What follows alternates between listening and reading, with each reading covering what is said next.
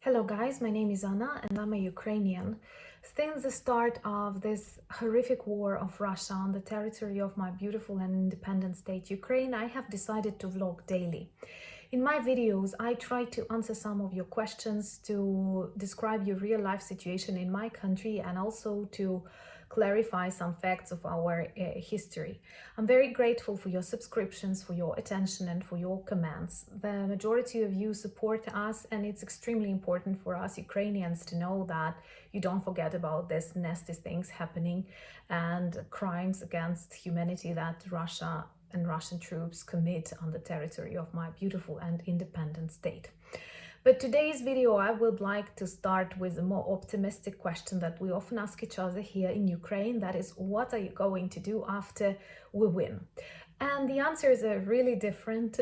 Some people want to change something really serious in their life. I don't know, to get married, to give birth to children. Others plan to travel or to eat or to get drunk. I think you can combine minor and major aspects, but it is a very important question that inspires and motivates. And I have never thought about YouTubing in my life because I use other platforms to communicate, and it was just a very spontaneous decision.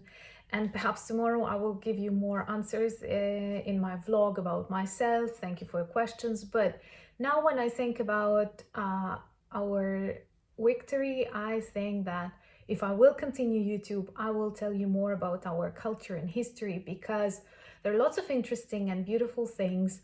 And I have heard somewhere on news that many people all over the world say that, wow, Ukraine is a new geographical and political discovery.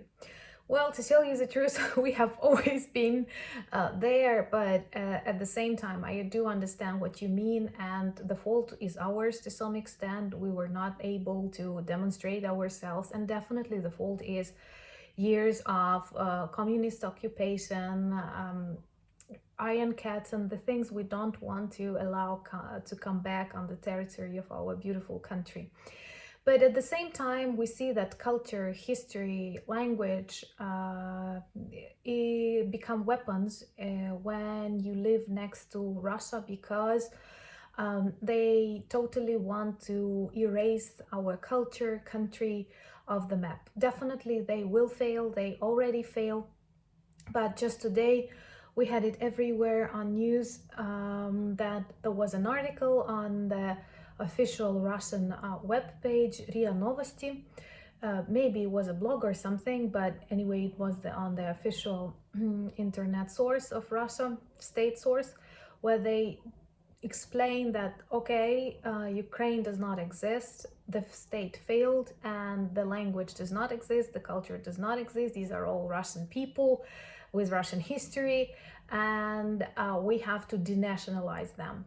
I'm sure you have seen all this massacre that they did in Bucha, in Irpin, and in many other cities. I'm sure we will discover lots of ugly things and crimes committed by them. And I'm very grateful to the international reporters who helped to fix that. And Putin and his regime must definitely answer for these crimes. And at the same time, we now see that the main aim of this special operation was not to prevent Ukraine's entrance to NATO, which was really very far away. We see that was not about something else. It was about the destroyal of Ukraine in general as a country, because they believe we are a part of Russia, but we are not, even though Russians adore stealing our history, stealing our historical figures, and so on. So today I have decided to give you just a brief outline on our important historical stages that are totally different from what Russia says, and you will see it by yourself. Well, very often they like to say that they are ancestors of the Kiev Rus, but it's easy to guess that perhaps Ukraine, with the capital in Kiev, is the is the descendant actually of the Kiev Rus. This is a beautiful, a big state that existed in medieval Europe and even a little bit earlier, from the 19th century to the 13th century. Lots of our princes and princesses, whom we actually call князі и княгині, were extremely important figures in geopolitics, quite influential, lots of interesting romantic stories between kings and queens and I don't know, other aristocrats among these European countries. And I think lots of stories from that period can be very interesting and very film-like. In Ukraine, we loved watching series Vikings or Vikings, and but we did not like Kiev Rus period depiction because it was very Russian, by the way, but we will work on that, and I think many of that stories might be interesting. Kiev was baptized in 1988, and Russia and of course Moscow did not exist at that period at all. Some of you asked me, maybe we should change our Cyrillic alphabet into Latin. Once again, why should we if it was our alphabet and we were the ones who started it all? And then, of course, as many medieval states, it consisted of various territories and lands that were united.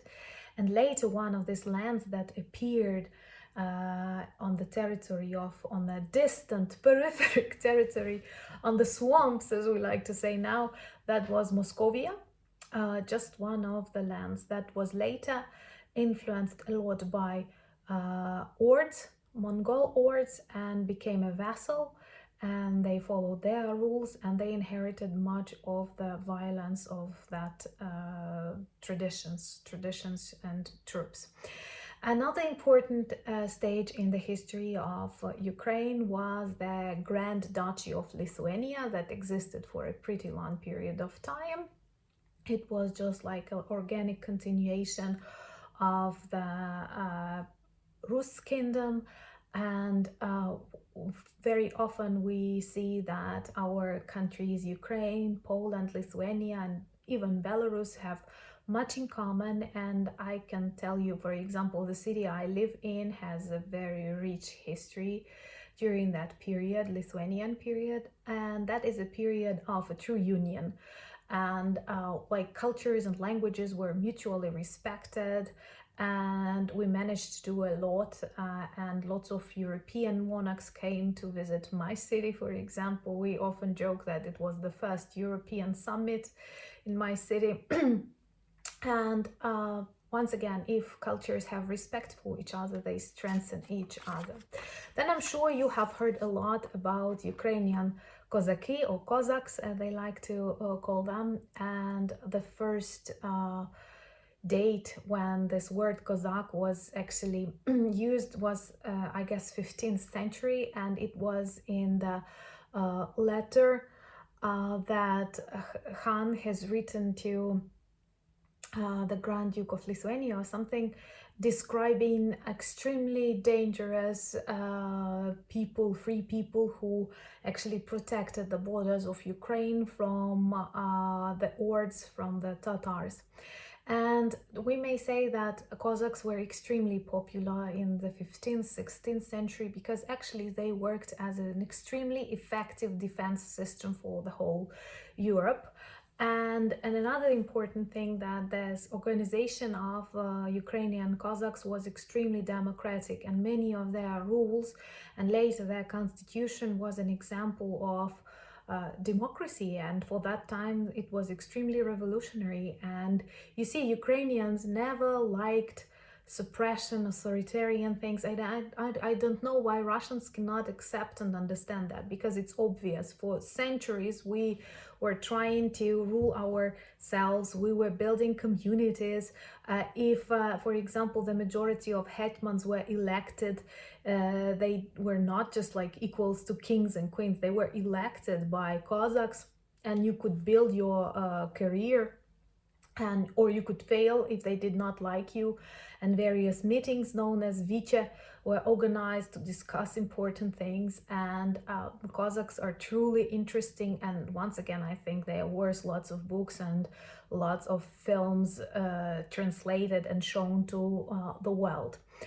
And also, lots of successful Ukrainian hetmans are still enemies for Russia, which once again shows they hate everything that is successful and everything that is different in Ukraine. And they hate Mazepa, for example. He's still a person who resembles them, the strengths of Ukraine, and Mazepa is still condemned in Russian Orthodox churches as one of the successful Ukrainian hetmans who was very much into the development of Ukrainian Baroque style, building churches. And he's an extremely interesting personality, by the way. Even Byron has written a poem about that, about him. And another period that is very important is the period of UNR, which is a Ukrainian People's Republic that existed for just 3 years in 1917-1921, 4 years, but it demonstrates that after the fall of empires, Ukraine wanted to gain independence. It was later occupied by Bolsheviks. The left bank was occupied faster and the right bank was occupied later. But this occupation resulted in millions of deaths, repressions, and people in Russian Soviet concentration camps. What terrifies me right now is that they were still working on this repression. They were planning these repressions for free people of Ukraine in the 21st century, because many people don't want to use humanitarian corridors from Mariupol, for example, because people are transferred to Russia. Then in Russia, they stay in filtration camps. I can't believe such things can exist. There in filtration camps, they decide whether you are a dangerous to the Russian regime or you are a pro-Russian person. And those who are dangerous, I don't know, what do they do? And with neutral people, they send them somewhere to the deep Russia, maybe to Siberia or elsewhere. And recently, it seems today, on the state website of Russia, RIA Novosti, appeared an article. I'm not sure, maybe it's a blog, but still, that which says that the real plan of Russia is actually to destroy Ukraine as a state, because such state does not exist, and they continue talking about Ukraine being a part of Russia, just the invention of Lenin. And of course, if you are able to read, you can definitely see it's a total fake, and Kiev Rus is called Kiev Rus because it originated from Kiev. And I'm sure there are lots of other things that might be interesting for you in our Ukrainian history. So below my video, I will leave you a link to 2 Ukrainian books on history in English translation that might be interesting for you. I find them good. So feel free to ask me any questions. I'm very grateful for your attention, for your subscriptions, and I promise that tomorrow I will tell you more about myself so you can leave your questions. Thank you very much, and Slava Ukraini!